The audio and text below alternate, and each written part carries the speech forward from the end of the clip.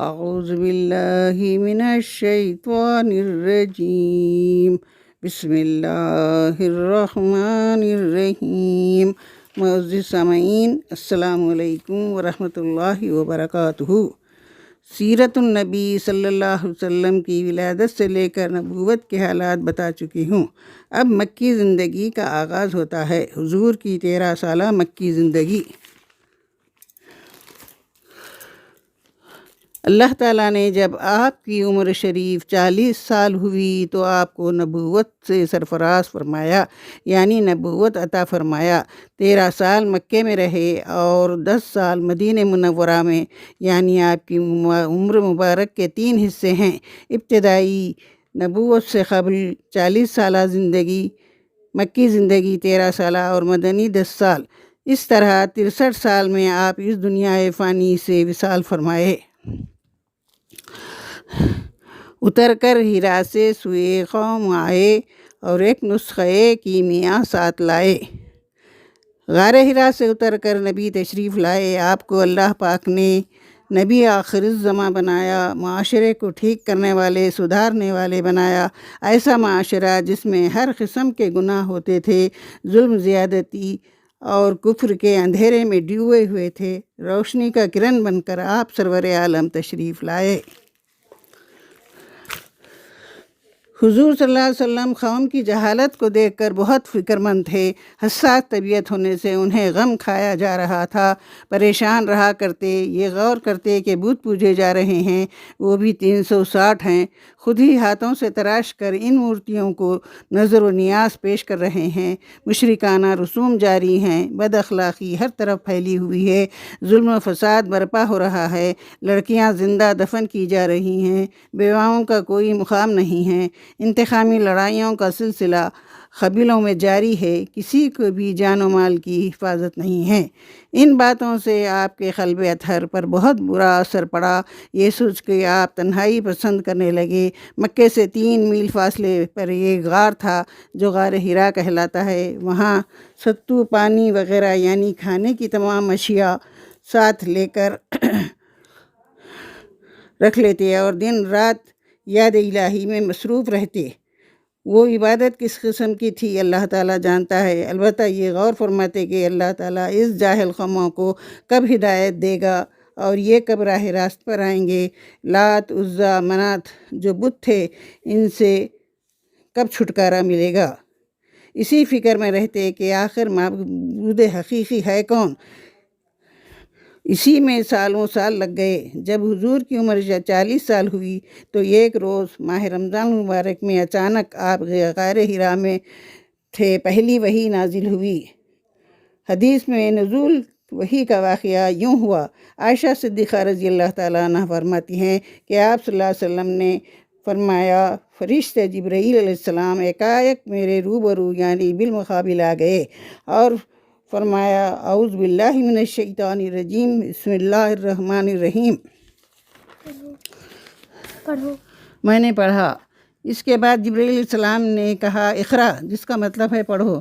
میں نے کہا، انا بخارین، ما انا بخارین، میں تو پڑھا ہوا نہیں ہوں۔ اس پر فرشتے نے میرے سینے کو زور سے بھینچا، یہاں تک کہ میری طاقت جواب دے دی۔ یہی عمل 2-3 بار ہوا۔ اس کے بعد فرشتے نے کہا، اقرا، تو میں نے پڑھا۔ تب 5 آیتیں سورہ علق کی نازل ہوئیں۔ آیت نمبر 1، اقرا باسم ربک الذی خلق، خلق الانسان من علق، اقرا ربک الاکرم الذی علم بالقلم، علم الانسان ما لم یعلم۔ سورہ علق کی یہ 5 آیتیں ہیں۔ ترجمہ: پڑھو اے نبی اپنے رب کے نام کے ساتھ جس نے پیدا کیا انسان کو خون کے ایک جمے ہوئے لوتھڑے سے۔ پڑھو اے نبی، اور تمہارا رب بڑا کریم ہے جس نے قلم کے ذریعے سے علم سکھایا، وہ علم جسے انسان جانتا نہیں تھا۔ پہلی وحی کے بعد حضور صلی اللہ علیہ وسلم کانپتے لرزتے خدیجہ رضی اللہ تعالیٰ عنہ کے پاس آئے۔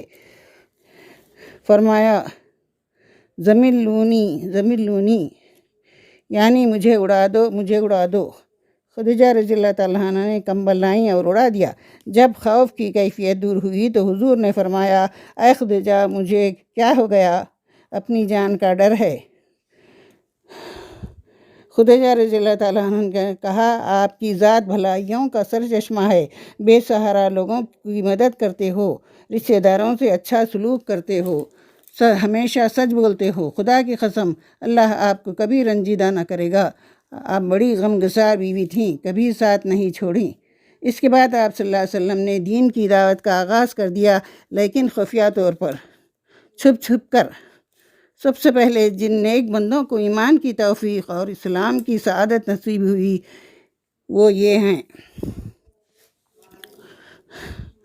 مردوں میں سب سے پہلے ابوبکر صدیق رضی اللہ تعالیٰ عنہ بن قحافہ رضی اللہ، عورتوں میں سب سے پہلے حضرت خدیجہ بنت خویلد، بچوں میں حضرت علی ابن ابی طالب، غلاموں میں زید بن حارثہ، اور سب سے پہلے بلال حبشی رضی اللہ تعالیٰ عنہ۔ ابوبکر صدیق رضی اللہ تعالیٰ تو سنتے ہی بلا تعمل اسلام میں داخل ہو گئے۔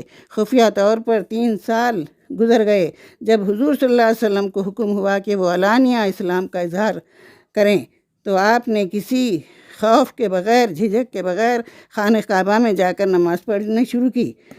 قریش کے عام لوگ اس عمل پر حیران تھے، لیکن ابو جہل نے کہا کہ اگر میں سجدے کی حالت میں دیکھوں تو لات اور عزیٰ کی قسم میں گردن پر پاؤں رکھ کر ان کا منہ زمین پر رگڑ دوں گا۔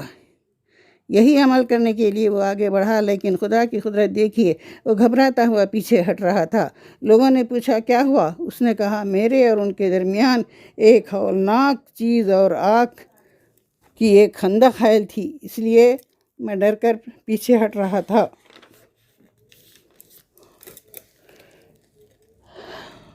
ایسے کئی واقعات ہیں جس میں نبی صلی اللہ علیہ وسلم کو بے حد تکالیف برداشت کرنی پڑی، پھر بھی آپ نے حرف شکایت زبان پر نہیں لائے اور نہ صبر کا دامن چھوڑا۔ طائف کے واقعے سے تو ہر کوئی واقف ہے۔ لڑکے مار مار کر لہو لہان کر دیے، پیر مبارک خون سے بھر گئے، لیکن آپ نے بد دعا نہیں دی، یہ سوچ کر کہ وہ نہیں تو کم از کم ان کی نسل تو ایمان لائے گی۔ ہر طرح سے کفار اتنا ستائے، اتنا پریشان کیے کہ آپ کو ہجرت کرنے پر مجبور ہونا پڑا۔ خدا حافظ۔